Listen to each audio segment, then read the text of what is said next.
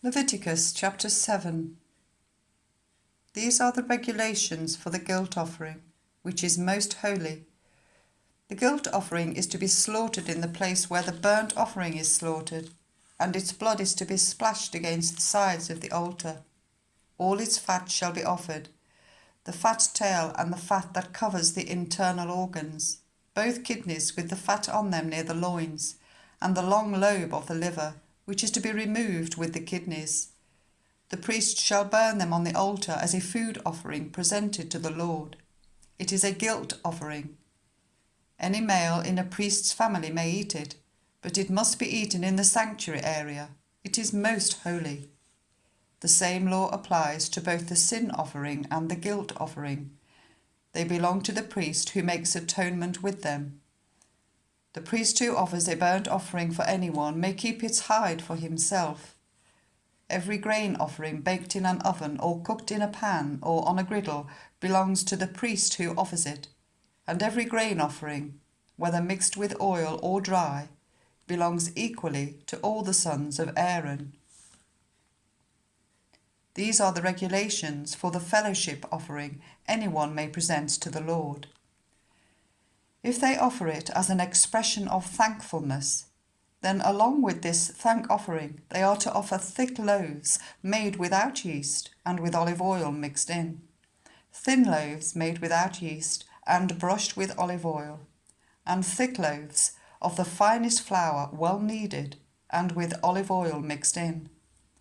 Along with their fellowship offering of thanksgiving, they are to present an offering with thick loaves of bread made with yeast. They are to bring one of each kind as an offering, a contribution to the Lord. It belongs to the priest who splashes the blood of the fellowship offering against the altar.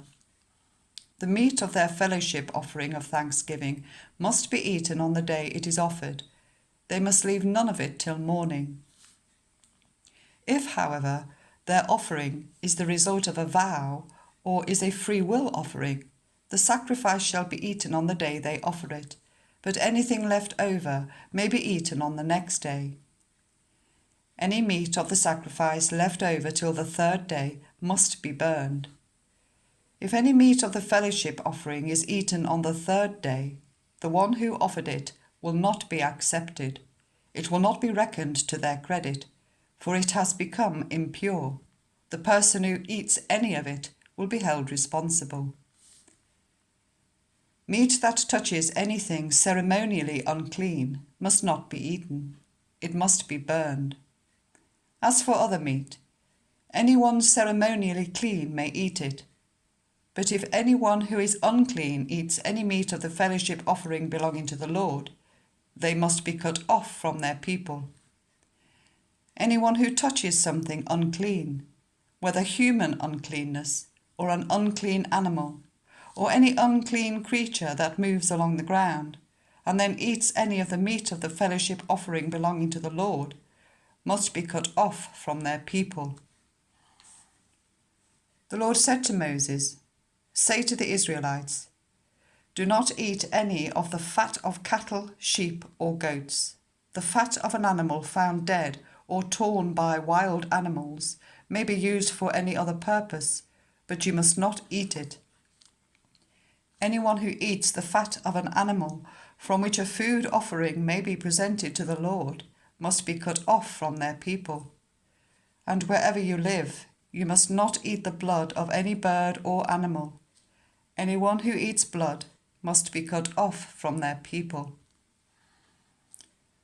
The Lord said to Moses, "Say to the Israelites, anyone who brings a fellowship offering to the Lord is to bring part of it as their sacrifice to the Lord. With their own hands they are to present the food offering to the Lord. They are to bring the fat together with the breast and wave the breast before the Lord as a wave offering. The priest shall burn the fat on the altar, but the breast belongs to Aaron and his sons. You are to give the right thigh of your fellowship offerings to the priest as a contribution. The son of Aaron who offers the blood and the fat of the fellowship offering shall have the right thigh as his share. From the fellowship offerings of the Israelites, I have taken the breast that is waved and the thigh that is presented, and have given them to Aaron the priest and his sons as their perpetual share from the Israelites. This is the portion of the food offerings presented to the Lord that were allotted to Aaron and his sons on the day they were presented to serve the Lord as priests. On the day they were anointed, the Lord commanded that the Israelites gave this to them as their perpetual share for the generations to come. These, then, are the regulations for the burnt offering, the grain offering, the sin offering, the guilt offering, the ordination offering, and the fellowship offering, which the Lord gave Moses on Mount Sinai in the desert of Sinai, on the day he commanded the Israelites to bring their offerings to the Lord.